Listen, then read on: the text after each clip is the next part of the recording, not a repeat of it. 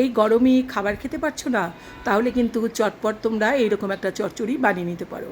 আর যাদের সর্ষা সহ্য হয় না তারা অবশ্যই সর্ষাটাকে ছেঁকে নিয়ে রান্না করো, দেখবে গ্যাস হবে না। আমিও কিন্তু সর্ষা খুব একটা পছন্দ করি না, তবে এইভাবে আমি রান্না করেছি, আমার কিন্তু কোনো সমস্যা হয় না। এগুলো দিয়েই তৈরি হবে আজকের আলু করলা চচ্চড়ি। তবে তোমরা চাইলে আরও অনেক সবজি এর সাথে যোগ করতে পারো, কিন্তু আমার এই সবজিগুলো দিয়েই রান্না করলে ভীষণ ভালো লাগে। তবে তোমরা ঝটপট এই গরমে কিন্তু এইভাবে একবার রান্না করো, আশা করি ভালোই লাগবে। আমার কিন্তু এই ধরনের চচ্চড়ি থাকলে আর কোনো কিছুই দরকার হয় না ভাত খাবার জন্য। তবে চলে যাচ্ছি রান্নাতে। নমস্কার বন্ধুরা, গৌরিস কিচেন অ্যান্ড লাইব্রেরিসে সকলকে স্বাগত। আমি আজকে খুব নর্মাল একটা জিনিস রান্না করছি, কিন্তু গরমে কিন্তু এটা খাওয়াও ভীষণ ভালো আর খেতেও কিন্তু ভীষণই ভালো লাগে। তোমরা কে কে ভালোবাসো আমি জানি না, তবে আমি কিন্তু ভীষণ ভালোবাসি।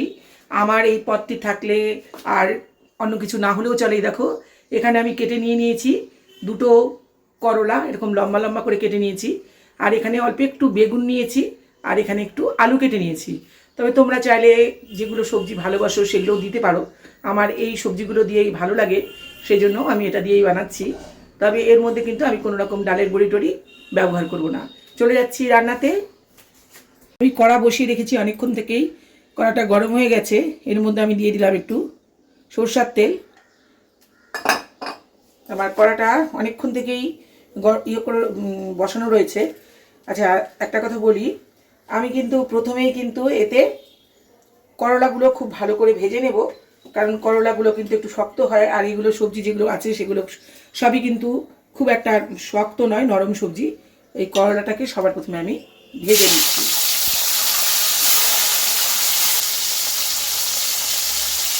এবার এই যে সামান্য রান্না কিন্তু খুব অল্প, ওই জন্য অল্পই দিতে হবে। এটাকে ভালো করে ভেজে নেব।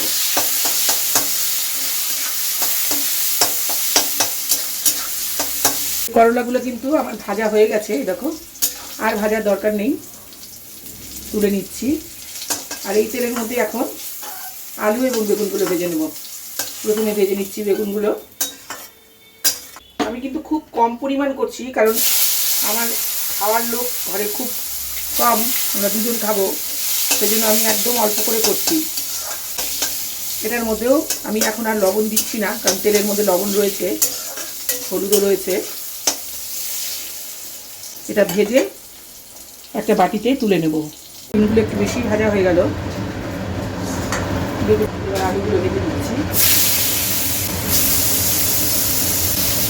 আমি সামান্য লবণ দিচ্ছি, দিলাম। এগুলো ভেজে নিয়ে আমি ফিরে আসছি।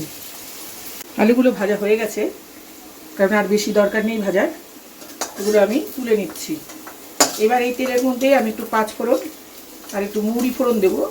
যদিও পাঁচফোড়নে মৌরি থাকে, কিন্তু এর মধ্যে একটু মৌরি বেশি করে ফোড়ন দিলে তার স্বাদটা বেশ ভালো হয়, সেই জন্য একটু মৌরি দিয়ে। আচ্ছা, আর একটা কথা হলো, আমার ঘরে আজকে কাঁচা লঙ্কা নেই, তা আমি সর্ষে আর পোস্তর সাথে কয়েকটা শুকনো লঙ্কা ভেজে নিয়ে এগুলোকেই আমি বেটে নেব। সেজন্য প্রথমেই আমি তেলের মধ্যে দিয়ে দিলাম কয়েকটা শুকনো লঙ্কা। আর এদিকে আমি একটা পেস্ট তৈরি করব সর্ষা আর পোস্ত দিয়ে। এই যে সর্ষা আর পোস্ত আমি নিয়ে নিচ্ছি। দেখো একটু সর্ষা আমি একটু বেশি করেই বাটছি, কারণ আমি একটু মাছেও দেব, একটু বাটা মাছ রান্না করব। একটু পোস্ত নিলাম। এবার একটু সর্ষা নিয়ে নিচ্ছি, কারণ অল্প এই মশলা কিন্তু মিক্সিতে হতে চায় না, সেই জন্য আমি একটু বেশি করেই বেটে নিচ্ছি, কারণ এতটা মশলা কিন্তু আমার লাগবে না, আমার কারণ খুব কম পরিমাণে আমি বানাচ্ছি। এই দেখো একটু সর্ষাও নিলাম, একটু আমি রেখে দেব মাছের জন্য। এটাকে আমি আগে শুকনো একটু ঘুরিয়ে নেব, তারপরে এই লঙ্কাটা দিয়ে। আগে দিলেও অবশ্য অসুবিধা নেই, এটাকে আমি শুকনো অবস্থাতেই ঘুরাবো। এটা তুলেই নিচ্ছি আমি এর মধ্যে, শুকনো অবস্থাতে এটাকে ঘুরিয়ে নেব। আর এখানে দিয়ে দিচ্ছি আমি এই যে একটু পাঁচফোড়ন আর একটু মৌরি আর একটা পেঁয়াজ।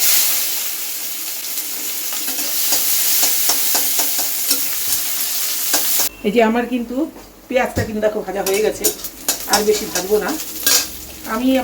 আগেই বলেছি আমার কোয়ান্টিটি একেবারে কম, সেজন্য আমার পরিমাণও কিন্তু লবণ লুদক সামান্যই দিয়ে। একটুখানি হলুদ দিয়েছি। লবণটা কিন্তু আমি একেবারেই অল্প দেবো, কারণ অল্প জিনিস রান্না করতে গেলে লবণ এমনি বেশি হয়ে যায়। আর ভাজাতে আমি লবণ দিয়েছি, সামান্য একটু লবণ দিচ্ছি। আমি দেখে নিয়ে যদি মনে হয় যে আমার লাগবে লবণ, তারপরে তাহলে আমি লবণটা দেবো। এবার এই সবজিগুলো দিয়ে আমি একটু জল দিয়ে ঢাকা দিয়ে দিচ্ছি। এগুলো ভাজা রয়েছে, খুব বেশিক্ষণ রাখবে না, একটু জল দিলাম। এই যে এবার আমি 2-3 মিনিটের জন্য ঢাকা দিয়ে দিচ্ছি। এটা সেদ্ধ হোক, মশলাটা রেডি করে নিই। কিন্তু আমার জলটা কিন্তু দেখো মোটামুটি শুকিয়ে গেছে, সবজিগুলোও মনে হয় সেদ্ধ হয়ে গেছে।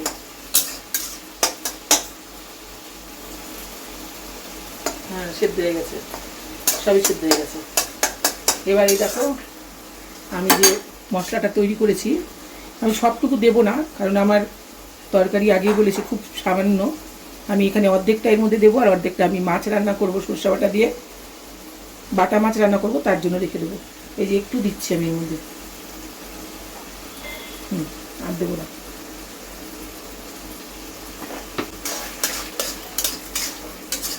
এইভাবে এই করলা চচ্চড়ি বানালে কিন্তু খেতে ভীষণই ভালো লাগে। আমার তো সব ভাত এই দিয়েই আজকে খাওয়া হয়ে যাবে। তোমরা আমার মতো কে কে ভালোবাসো এরকম আলু করলা চচ্চড়ি? তবে দুঃখের বিষয়, আজকে আমার ভাড়ারে তোমার কাঁচা লঙ্কা নেই। এর মধ্যে যদি আমি 2টো কাঁচা লঙ্কা দিতে পারতাম, তাহলে এর গন্ধটা কিন্তু আরও ভালো হতো। আর এই পর্যায়ে কিন্তু তোমরা লবণটা অবশ্যই দেখে নিও। আমার কিন্তু একদম রেডি, কারণ সরষে বাটা দিয়ে, সরষা পোস্ত দিয়ে তোমরা খুব একটা ফোটাবে না, একদম এই যে সামান্য একটু ফুটলো। এবার কিন্তু আমি এটাকে নামিয়ে নেব, একদম রেডি। এই দেখো, দেখো কতটা সুন্দর লাগছে দেখতে। আমি লবণ মুখে দিয়ে দেখলাম, ঠিকই আছে। তবে কোনো সবজিতেই কিন্তু লবণ বা ঝাল অতিরিক্ত হয়ে গেলে ভালো লাগে না। আমার একদম ঠিকঠাক হয়েছে।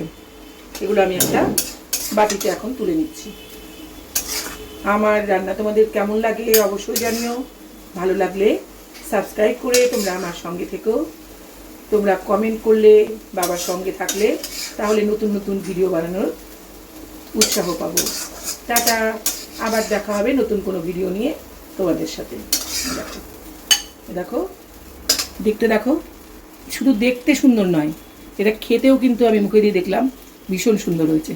আর গরমের দিনে আমার মনে হয় আমার মতো অনেকেই আছো যারা নাকি এরকম তেতো চচ্চড়ি খেতে ভালোবাসো। টাটা, আবার দেখা হবে নতুন কোনো ভিডিও নিয়ে তোমাদের সাথে। আমার ভিডিও ভালো লাগলে অবশ্যই তোমরা কমেন্ট করো, আর যদি ভালো না লাগে তাও তোমরা জানিও। টাটা, আবার দেখা হবে নতুন কোনো ভিডিও নিয়ে।